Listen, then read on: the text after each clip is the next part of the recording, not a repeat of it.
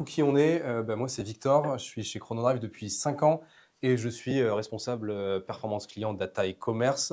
Je suis côté métier et avec mon équipe, on est responsable de la bonne utilisation de la data, ce qu'on en fait, la mesure de performance derrière et partage, on va dire, de ces informations à l'ensemble des directions, en particulier la direction client-commerce, mais aussi à l'ensemble des directions de la société. Moi, c'est Clément, je travaille à Decideum, je suis consultant BI et Click et aussi data scientist chez Chronodrive, on va dire une semaine sur deux. Et mon job, c'est de prendre un peu tout ce qu'il a dit et essayer de le rendre, de l'implémenter de manière technique et essayer d'automatiser tout ça. Voilà. Et Jérôme Caron, donc bonjour à tous. Donc moi je suis Sales Engineer Snowflake. J'ai en charge une quinzaine de clients français, retail, CPG Luxe, et j'ai le plaisir de m'occuper de Chronodrive en 2021 pendant un an. Donc heureux d'être parmi vous. Et du coup, pour vous parler un petit peu de comment on utilise l'IA générative pour analyser nos verbatims, commencer un peu par une présentation de Chronodrive pour ceux qui ne connaissent pas, pour ceux éventuellement qui ne sont pas clients. J'espère qu'on a quelques clients dans la salle. Chronodrive, c'est une entreprise, c'est un service de drive et de livraison à domicile qui est spécialisé en ligne. En 2024, du coup, on a 57 points de vente, on faisait 7 millions de commandes. On est orienté vraiment mobile, app ou site mobile, avec 90% de notre chiffre d'affaires qui passe sur ces devices, avec, je ne l'ai pas écrit, mais un chiffre d'affaires qui est à peu près à 500 millions d'euros en 2024, un peu moins de 3000 collaborateurs et une note de satisfaction client de NPS à 82. Alors le NPS, c'est quelque chose de central chez Chronodrive, et je vais élaborer un petit peu plus après pour ceux qui ne connaissent pas cet indicateur. Le why de Chrono, c'est libérer de la charge mentale, générer du plaisir et de la surprise au quotidien pour nos clients. On se targue d'avoir une expérience client au top pour nos clients. Un de nos claims, c'est vraiment de se dire leader du service client pour l'expérience drive alimentaire. Et du coup, on a certains atouts phares. Donc à droite, par exemple, il y a quelques-uns de nos services. On peut compléter notre commande sur place. On peut être livré récupérer une commande en moins de 30 minutes. On peut être livré en moins de 2 heures. Le zéro produit manquant, c'est pas juste une jolie slide. C'est se dire qu'on a des objectifs de 99% de commandes complètes. Donc 99%, ça veut dire que sur 100 commandes, une seule a un produit manquant. Donc sur 3000 produits, on va en livrer correctement 2999. Ce sont ces niveaux d'exigence qui font que nos clients nous recommandent. Et on n'est pas juste des KPI magasins, mais aussi de la relation avec les clients. On essaye de les chouchouter au maximum, de leur faire vivre des choses un peu fun, un petit peu décalées, et sortir de cette routine des courses qui est en général pas très fun. Du coup, chez Chrono, la satisfaction client, c'est une force, et il y a un indicateur clé qui existe qui est le NPS. NPS, ça veut dire Net Promoter Score, et pour ceux qui ne connaissent pas, c'est le petit questionnaire que vous avez de satisfaction de est-ce que vous recommandez cette enseigne de 1 à 10 ?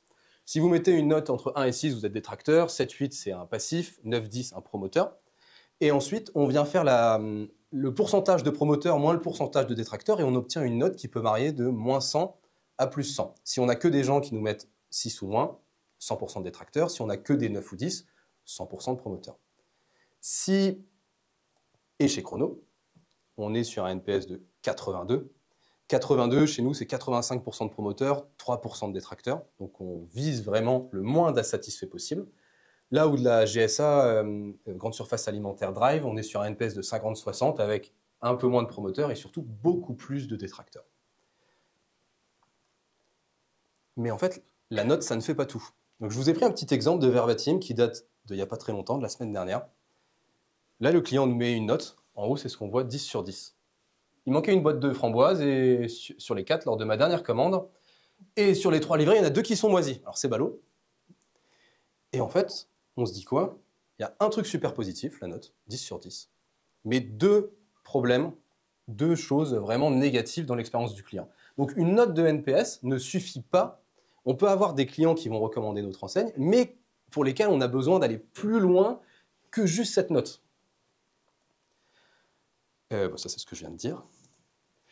Donc la note ne fait pas tout et il était nécessaire de mettre en place une solution pour venir catégoriser nos verbatim clients, venir se dire, OK, quelles sont les grosses patates, on va dire, de nos clients, les gros soucis, les gros entrants, les choses pour lesquelles nos clients nous disent ça va pas, ou alors, à l'inverse, ça va bien.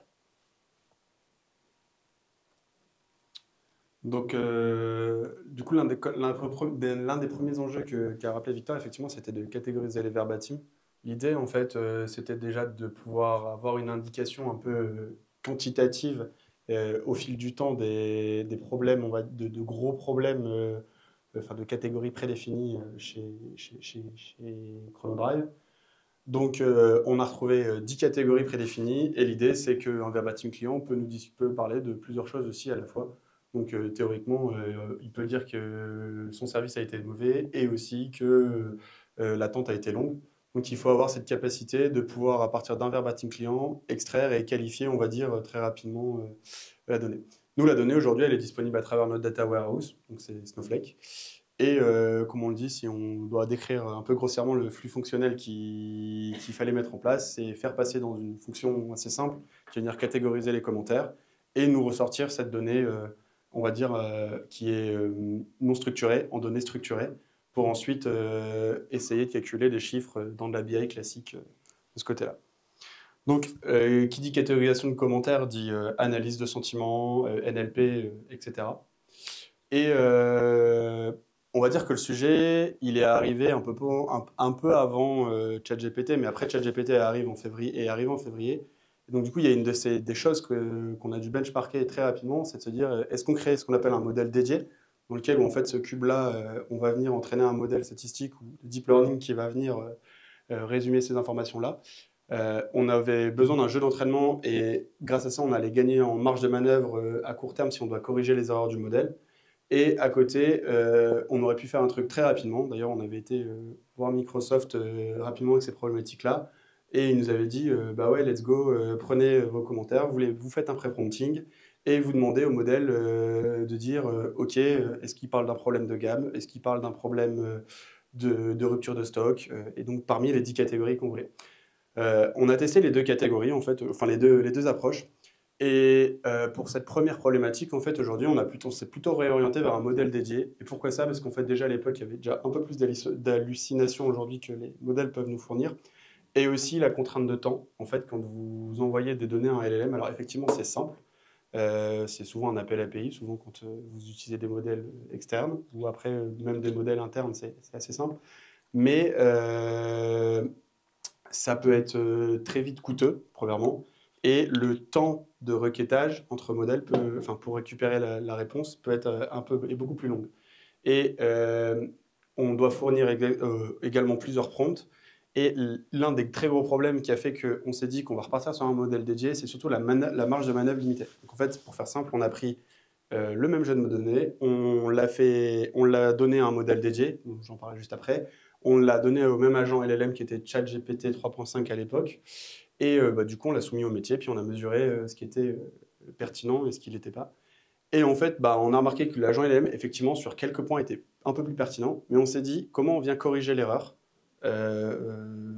côté LLM. Et en fait, à part le pré-prompt, on avait peu de manières de venir corriger l'erreur. Donc en fait, on s'est plutôt dirigé pour cette partie-là sur un modèle dédié. Même après du coup quelques itérations, notamment en générant un jeu d'entraînement, etc., on a gagné en pertinence et du coup le modèle dédié a dépassé la partie LLM.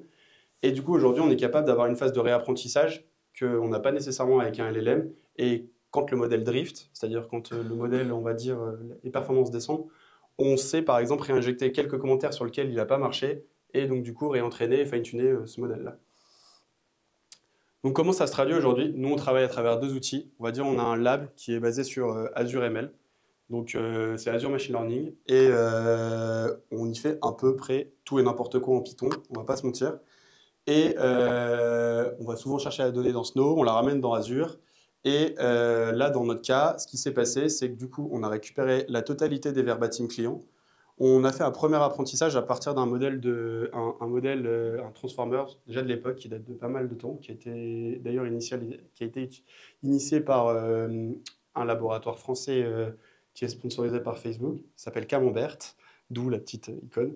Et donc on lui a fait un premier apprentissage au niveau du vocabulaire. Donc en fait, c'est ce qu'on appelle un apprentissage dans lequel en fait, on va masquer des mots et on va lui demander de deviner les mots en fonction du contexte. Et l'idée, c'est qu'ils s'enrichissent autour du vocabulaire, autour du retail de ce côté-là. À partir de ça, on a pris une base et on s'est basé du coup sur la classification. On s'est basé sur notre jeu d'entraînement qu'on a labellisé nous-mêmes à la main.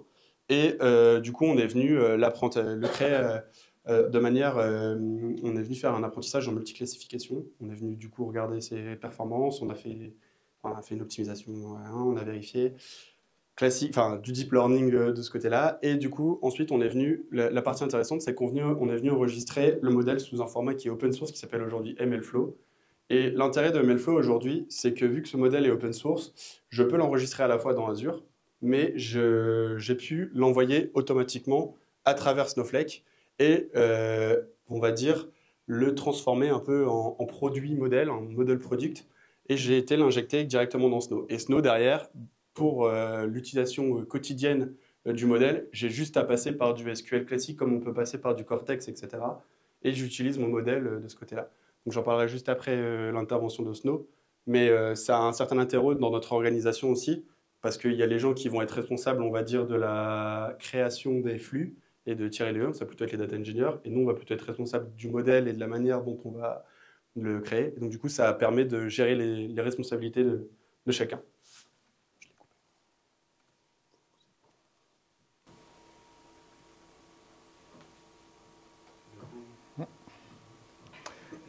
Je voulais revenir un instant sur la remarque de tout à l'heure qui me semble extrêmement pertinente sur le fait que, et c'est ce qu'on constate chez les clients, le choix que vous avez entre utiliser les technologies dont tout le monde parle, les technologies LLM, l'IA, etc., qui a montré ses forces, mais aussi ses faiblesses. On a parlé d'hallucination et c'est une réalité. Et pour autant, l'observation qu'on a, c'est que les modèles classiques, le ML, la data science, n'a toujours son rôle aujourd'hui, plus que jamais. Et très clairement, en entreprise, les deux technologies sont complémentaires, donc c'est important de rappeler ça. Et dans ce contexte, on évoquait à l'instant l'importance de gérer ces modèles. Vous savez que le machine learning, c'est un cycle en fait. On va chercher des datas, on commence à travailler, on les transforme, on les stocke à un moment donné. Pourquoi faire? Pour les entraîner, pour ensuite faire de l'inférence, etc. Vous êtes peut-être familier avec ce cycle. Mais ce cycle, il amène une problématique de gestion derrière. Il ne s'agit pas de passer plus de temps à gérer ce cycle avec votre modèle, plutôt que de le concevoir, de l'améliorer, de l'optimiser pour assurer tous les services qu'il est censé rendre. Et c'est la raison pour laquelle, dans Snowflake, on en parlait juste à l'instant, on a cette fonctionnalité ultra simple d'emploi qu'on appelle le modèle registry. Comme son nom l'indique, il est là pour stocker vos modèles et vous permettre de les versionner, de les exposer en utilisant et en mettant en avant toutes les facilités que vous connaissez déjà avec Snowflake, simplicité d'usage, gouvernance, etc. C'est ce qu'on voit d'ailleurs sur le slide suivant. Vous voyez au centre ce modèle registry sur lequel tout simplement vous allez stocker vos modèles, mais aussi les versionner, changer additionner des nouvelles fonctionnalités, etc.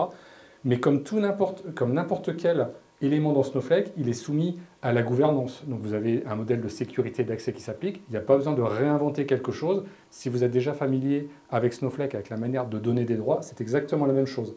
C'est vrai aussi pour les fonctionnalités avancées de data sharing, pour le monitoring. Pas besoin d'apprendre une nouvelle technologie. Tout ça est complètement intégré. C'est vu en fait comme un objet. D'ailleurs, c'est un schéma. Vous connaissez une database, un schéma. Une registry, pardon, c'est un schéma. Et une fois que vos schémas, vos modèles sont stockés, rien de plus simple que lancer des entraînements et évidemment faire de l'inférence pour obtenir des prédictions et des informations par la suite. Et du coup, un peu pour ajouter ça, pourquoi on a considéré que Snowflake aujourd'hui est utile? Bah, effectivement, c'est une certaine centralisation. Avant, on a encore des flux aujourd'hui qui tournent, sur lesquels en fait, on va sortir les données du dataware pour les poser dans un bucket, donc soit au format Parquet, etc. Donc il faut monitorer ça au quotidien. Donc on va multiplier des pipelines, ça veut dire travailler beaucoup plus avec les DE, etc. Et donc aussi être moins véloce et moins flexible sur la rapidité de déploiement. Et en fait, je trouve que ça permet aussi d'apporter ce qu'on appelle une responsabilisation. En fait, aujourd'hui, le data scientist, du coup, il va réaliser un produit qui va nécessiter des entrées, fournir une sortie. il va être garant de sa stabilité sur la version du modèle, donc il va plutôt être producteur, et en fait, il pourra diffuser facilement. On va dire que le data engineer pourra venir se positionner comme consommateur. Et un point que sur lequel j'ai pas insisté, en fait, aujourd'hui, si on avait voulu rester sur Azure Machine Learning, on n'avait pas d'autre choix que si on voulait l'utiliser à travers Snowflake ou d'autres choses, on aurait dû APIser, et ce genre de modèle utilise des GPU. Et le problème d'utiliser des GPU, bah, ça veut dire que j'aurais dû laisser constamment une machine allumée, et donc ça m'aurait coûté un fric monstre. Donc aujourd'hui, en l'envoyant automatiquement dans Snowflake, bah, le calcul s'effectue qu'au moment de l'exécution de la requête. Donc en fait, je vais payer au moment où je consomme. Donc moins je consomme ou moins j'ai de commentaires, bah, moins la facture est salée. Alors que de l'autre côté, j'aurais dû payer constamment 24 heures sur 24 une machine avec ce qu'il faut de ce côté-là. Ou faire du batch, ce qui fait que bah, on revient au problème. Donc générer des pipelines, etc. Et donc du coup, complexifier l'affaire.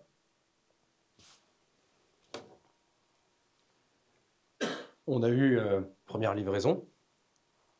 Et maintenant, on a nos 10 grandes catégories de verbatim que je vous ai mis sur la droite. Et en fait, quand on regarde la liste, il y en a certaines qui peuvent sembler un peu obscures. Qu'est-ce qui se cache derrière amélioration? Et ce que je vous ai mis en rouge, en fait, ça c'est mon DG, qui tous les mois nous dit « Et au fait, qu'est-ce qu'on met derrière amélioration? Qu'est-ce qu'on met derrière service, derrière technique ?»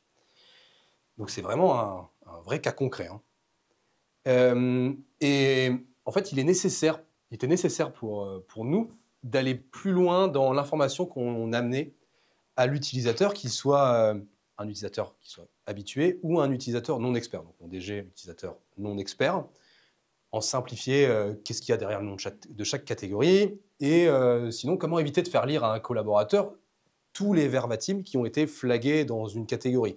Est-ce qu'on n'aurait pas moyen, grâce à ce qu'on fait techniquement, de venir juste dire dans les 200 verbatims de cette catégorie sur le mois écoulé, voici l'information qu'il faut retenir. Et donc à partir de ça, quand il est du coup venu formaliser son besoin de ce côté-là, on a fait du coup une première, comme j'ai dit, on a fait une partie catégorisation. Du coup, le nouvel objectif, c'était plutôt de venir résumer et extraire des informations importantes à travers ces catégories. Donc on est venu enrichir notre pipeline fonctionnel et venir ajouter une brique derrière qui permet de résumer et du coup d'extraire des mots-clés par catégorie. Et tout ça toujours l'idée du coup c'était de rester dans Snowflake et du coup de consommer toujours dans Snowflake. De ce côté-là. Et donc pour faire simple, bah, on va retrouver une table.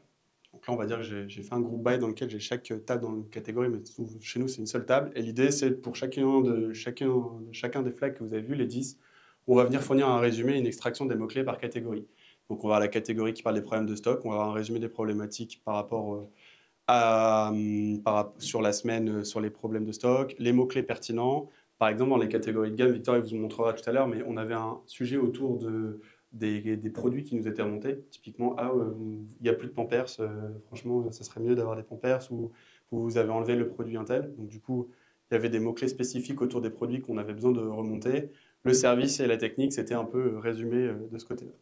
Donc en fait, si on résume un peu tout ça, on peut parler ça on résume ça un peu techniquement, on peut parler ça d'agrégateur de commentaires. Et l'idée de ça, c'est d'ajouter une première analyse qualitative à côté d'une mesure quantitative. Donc, vous fournir effectivement des KPI. Tout à l'heure, on peut du coup mesurer dans le temps le pourcentage de commentaires qui parlent de ça, puis de ça. Mais là, du coup, vous allez pouvoir aller dans un premier temps. Il y a deux choix possibles qui se sont montrés dans cette implémentation. Donc, on a eu l'IA générative toujours, et soit on passait, comme on l'a fait tout à l'heure, des modèles dédiés. Mais là, du coup, c'était deux modèles, un plutôt basé sur les extracteurs de mots-clés et des résumés. Cette fois-ci, l'agent, il a plutôt pensé, la balance a plutôt penché pour l'agent LLM. On va pas, en fait, l'une des difficultés qu'on a rencontrées là-dessus, c'est que du coup, le modèle dédié, il nous faut un jeu d'entraînement. Les problématiques qui peuvent être évoquées par les clients, etc., peuvent être pluridisciplinaires et accorder beaucoup de choses différentes. Et donc, du coup, on allait devoir maintenir plusieurs jeux d'entraînement assez longtemps. On allait avoir une marge de manœuvre effectivement plus élevée s'il y a eu un, mais ça allait être hyper chronophage pour l'équipe qu'on était. Et donc, du coup, on a plutôt préféré se baser sur l'agent LLM. Donc, qu'est-ce qu'on est venu faire? On est venu prendre, aujourd'hui, c'est GPT-4o qui tourne, mais on commence à regarder autour des agents qui tournent sur ce qu'on appelle les chaînes de pensée et tout ce qui va bien. Mais pour le moment, c'est une des pistes d'amélioration. on est venu prendre un modèle, on a donné plusieurs prompts à fournir. Et l'idée, c'est que du fait que l'agent LLM, il a, on va dire, une capacité de raisonnement primitif, notamment maintenant avec O1 qui vient de sortir, bientôt O3, et même récemment, si vous avez suivi l'actualité, des modèles chinois, et d'extraire les mots-clés de ce côté-là. Oh, j'ai fait de la merde, je voulais juste couper le son. Bon, bien. Je vais pas me faire spammer, je pense que ça devrait aller. Et du coup, et comme je vous ai dit, il y a un point important, c'est que du coup, la nouveauté des informations, la pluralité des informations nouvelles faisait que du coup, si on passait par un jeu d'entraînement, on allait devoir constamment le mettre à jour et on n'a pas les moyens ni les postes qui vont, comme les GAFAM, où ils vont avoir des centres de labellisation et des choses comme ça pour pouvoir réaliser ça. Donc on s'est plutôt basé sur cette approche-là. Donc en fait, ça c'est à peu près l'architecture qu'on a mis en place. Donc on trouve notre table dans Snowflake avec les commentaires triés. Et en fait, on va venir simplement via une fonction en Python interroger un service qui s'appelle Azure Foundry AI, ou Azure OpenAI, dans lequel en fait, vous allez pouvoir générer tous vos déploiements et vos agents. Et en fait, le job de cette fonction, c'est de venir appeler du coup par appel API ChatGPT et l'agent nécessaire. Et toujours dans l'optique, c'est de se dire, on veut rester simple et on veut que cet agent, il permette d'être un peu flexible. Donc, ce qu'on est venu faire, c'est toujours à travers on va l'appeler toujours à travers du SQL et on va préciser l'agent ou le modèle et de ce côté-là. Donc après, je ne vais pas rentrer en détail autour du contexte, notamment en termes de longueur, mais si ça vous intéresse, on en parlera pendant les questions. Voilà. Et du coup, l'idée, c'est de sortir un résumé par catégorie et les mots-clés qui sont pertinents autour de ça. Du coup, ça veut dire que pour chacune des 10 catégories, on est venu insérer un pré-prompt dans lequel, en fait, là, je pense qu'on vous a un peu matraqué avec ça, ce genre de choses-là. On vient expliquer à l'agent du coup que c'est un analyste en expérience client qui doit analyser nos verbatim. Nous, ce qui nous intéresse, c'est plutôt ces sujets-là autour de la rupture de stock. Après, on va avoir un autre pré-prompt qui va être basé par exemple sur la gamme, qui va nous dire extrait par exemple. Nous, on cherche à avoir les produits dont les clients parlent, etc. Pour un peu contrer les hallucinations, etc. Qu'est-ce qu'on vient faire? En fait, on va baser un peu sur du Monte Carlo. En fait, on va essayer de itérer on va dire que la contrainte de temps, vu qu'on est dans un flux Snowflake, on ne cherche pas à avoir du temps réel. Donc en fait, on va simuler plusieurs fois l'appel. Et en fait, on va faire une méta-analyse de chaque résumé pour pouvoir en gros extraire là-dessus et réduire potentiellement l'hallucination. Ce n'est pas parfait, mais ça nous permet, on va dire, essayer de contrer un peu cette chose-là où, je sais pas, une fois il aurait drifté, il va essayer d'extraire vraiment les tendances générales. Donc pour faire simple, en gros, je vais lui donner mes commentaires de la semaine, je vais lui dire résume-moi ça 10 fois et fais-moi un méta-résumé au-dessus de ces 10 résumés pour pouvoir faire ce genre de choses-là. Et on va procéder un peu pareil quand les contextes sont longs de ce côté-là. Et donc, qu'est-ce que ça donne aujourd'hui? Dans Snowflake, ce que je vais venir, c'est que je vais avoir mes problèmes de gamme, je vais avoir ma date, je n'ai pas trouvé, le pot renversé, etc. Et l'idée, c'est que pour chacune des gammes, je vais avoir la gamme, le mois et le résumé. Et l'intérêt de rester dans Snowflake, c'est que ça veut dire que demain, aujourd'hui, je le calcule à la catégorie. Mais si par exemple, nous, on a une segmentation client, on veut s'intéresser à ce que nous disent nos clients autour de la gamme pour les VIP, par exemple, nos très bons clients, on a juste à venir ajouter catégorie le VIP et automatiquement, on pourra générer une table qui contient les résumés clients pour les VIP. Pareil pour notre bas de panier, notre bas de baignoire ou des choses comme ça. Donc l'intérêt, c'est de garder cette flexibilité et comme je vous ai dit, ça devient une fonction un peu d'agrégation. Et donc, ça peut être, on peut multiplier les axes d'analyse par un peu comme on a envie de ce côté-là. Donc, comme j'ai dit, flexibilité, on vient réaliser en fonction de différentes analyses. Aujourd'hui, on le fait beaucoup par le temps, mais on pourrait très bien le faire par la typologie client. On a une centralisation toujours, pas besoin de tirer un flux entre l'outil Data Science et Snowflake. Et franchement, ça a été assez rapide à faire. On a mis 3 semaines, je pense, réellement. Du fait qu'aujourd'hui, on ne stocke pas de données. Enfin, on ne stocke pas de modèles. Par contre, ce qui est intéressant là-dessus, c'est que toute cette donnée-là, nous, on la centralise maintenant dans notre dataware.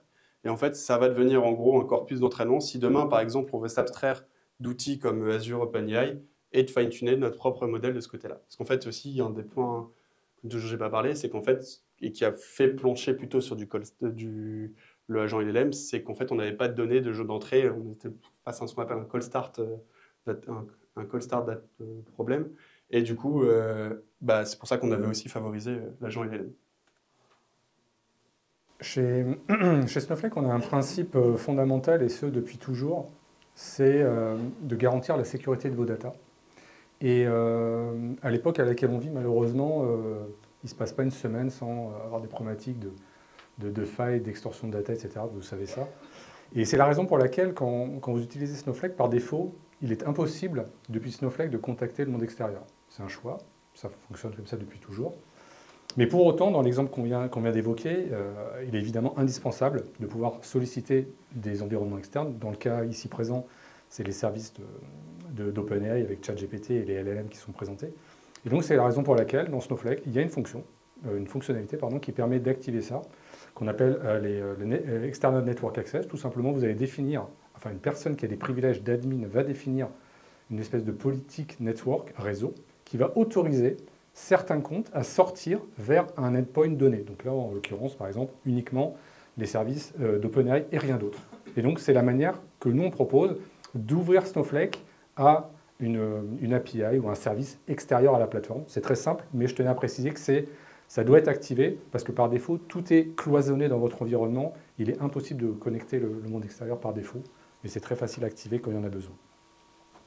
Et pour compléter un petit peu par rapport à ce qui vient d'être présenté, vous avez noté que le choix de Chrono, c'était de tirer parti des LLM qui sont présentés par OpenAI, donc chacun reconnaît la qualité.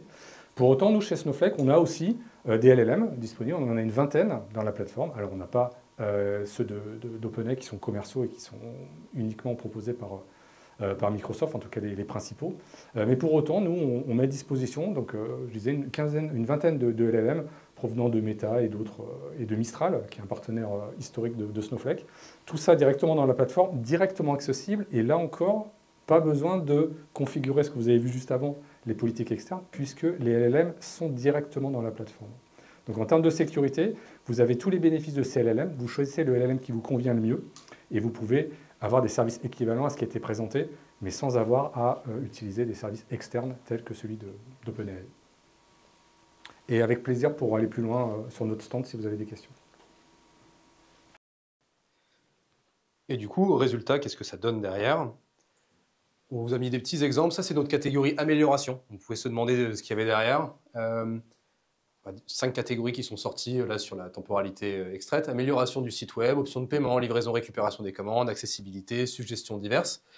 Et alors, il y en a certaines, on est au courant. On est au courant que dans les options de paiement, on a des clients qui nous demandent nos tickets resto. Mais par contre, se dire que accessibilité, difficulté de stationnement, on a des clients qui expriment des difficultés d'accès à certains parkings. Effectivement, si on a les voitures deviennent peut-être de plus en plus larges, nos bornes n'ont pas évolué, c'est intéressant de se dire que sur certains sites, on a besoin de mettre en place une refonte de nos parkings. C'est du coup très concret.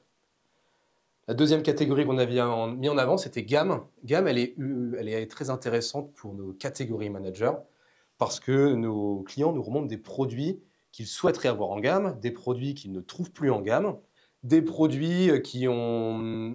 Qu'est-ce que j'ai mis? Des produits qu'on veut acheter, des gammes qu'on veut élargir et des produits qui ont disparu. En fait, un catégorie manager, là où avant, s'il voulait vraiment creuser, il aurait dû lire des centaines de verbatim pour potentiellement trouver peut-être un produit un peu confidentiel qu'il aurait décidé peut-être de ne pas ajouter en gamme. Là, en 3 minutes, tac, tous les produits. Et effectivement, les biscottes Roger, elles étaient en gamme, elles ont disparu. Et on a au moins un client insatisfait. C'est vraiment du concret, hein. Je ne connais pas les biscottes Roger. Mais il y a un client qui était très déçu de ne plus avoir ses biscottes Roger et qui nous l'a dit. Et si un client nous le dit, c'est un peu l'iceberg en fait, parce que les verbatim, tout le monde ne nous le dit pas tout le temps. C'est quand même un effort de venir dire à son enseigne le produit me manque. Et si un client nous le dit, c'est peut-être 100 clients à qui ça manque. Donc c'est vraiment potentiellement, c'est aussi du gain de chiffre d'affaires derrière parce que ce sont des produits qui sont attendus.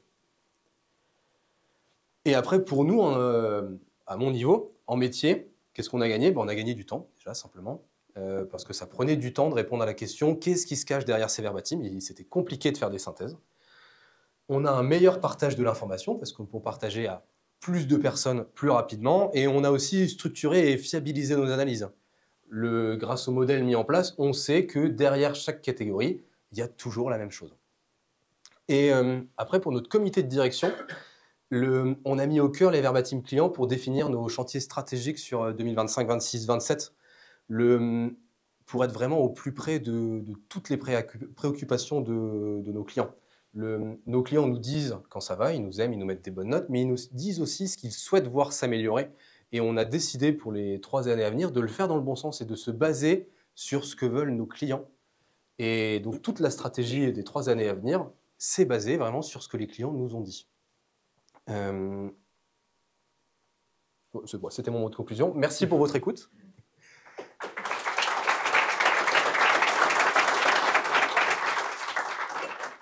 Et on est disponible si vous avez des questions. Bonjour à tous. Petite question sur justement le fameux use case que vous avez présenté. Je voulais simplement savoir quelle version finalement vous avez déployée. Si c'est en prod, et quelle version vous avez déployée. Est-ce que c'est plus l'approche LLM ou est-ce que c'est l'approche... Alors, il y a les deux. C'est-à-dire que pour la première partie, c'est le modèle dédié pour faire la catégorisation. Donc, par exemple, tous les jours, quand on reçoit la donnée dans Snowflake, on va venir récupérer les commentaires clients dans la table qui s'appelle FNet Promoter Score. On va d'abord regarder tout de suite combien de commentaires on va catégoriser tout de suite dans les gammes. Et ensuite, ça passe à travers l'agrégateur. Donc, en fait, c'est pas un ou, c'est un... c'est pas un et, c'est plutôt... Enfin, si, c'est pas un ou, mais c'est plutôt un et. On a enchaîné les deux. Si je reprends... Enfin, je sais pas si c'était super clair, mais en fait, on enchaîne 2 étapes. On enchaîne une première étape qui va être la catégorisation et qui va être laissée à un modèle dédié, qui est un Mambert aujourd'hui, qui a un transformer assez basique et que ça nous coûte aussi pas trop cher de l'utiliser. On pourrait essayer de... Il y a des choses autour de ça qu'il faut qu'on... Et après aussi, c'est de la veille technologique. Et la deuxième partie, c'est un LLM. Donc en fait, aujourd'hui, on combine les deux aspects, en fait. L'approche traditionnelle, modèle dédié, et le LLM. Maintenant que vous avez fait tout ce modèle-là, vous pourriez imaginer mettre en source d'autres sources, par exemple des requêtes de la relation client ou d'autres éléments. Est-ce que ce serait quelque chose de facile à faire et à la limite, tout le moteur est fait, il n'y a plus qu'à brancher quelques sources et c'est facile ou pas? Alors, je ne sais pas si c'est facile, mais c'est dans mes choses que je veux te demander. Vas-y, réponds, vas-y, réponds. Non, je veux te le demander. Je vais te le demander, mais est-ce que c'est facile? Ouais. Alors, en fait, typiquement, on en a parlé il n'y a pas longtemps là-dessus, notamment sur des choses.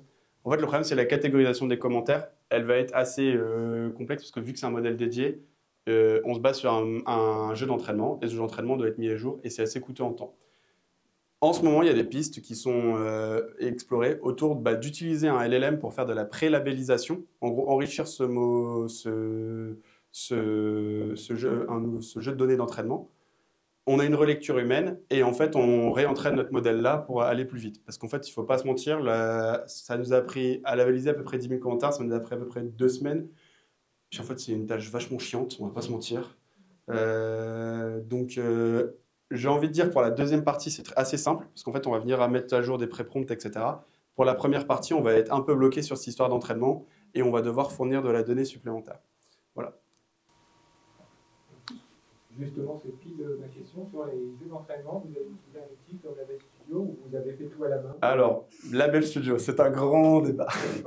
On a essayé de le mettre en place. Le problème, c'est qu'on a essayé de mettre la version gratuite. Et en vrai, typiquement, Label Studio, on l'a essayé.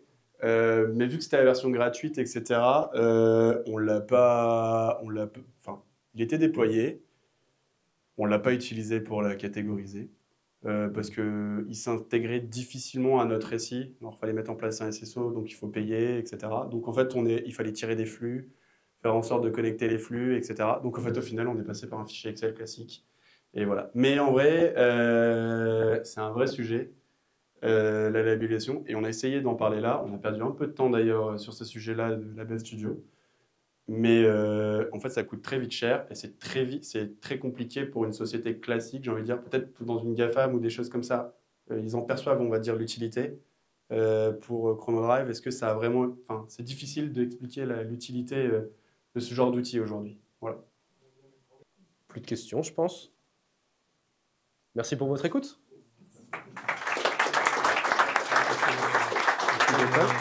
Ah oui. Pour ramasser la suite. Oui. Pour la suite.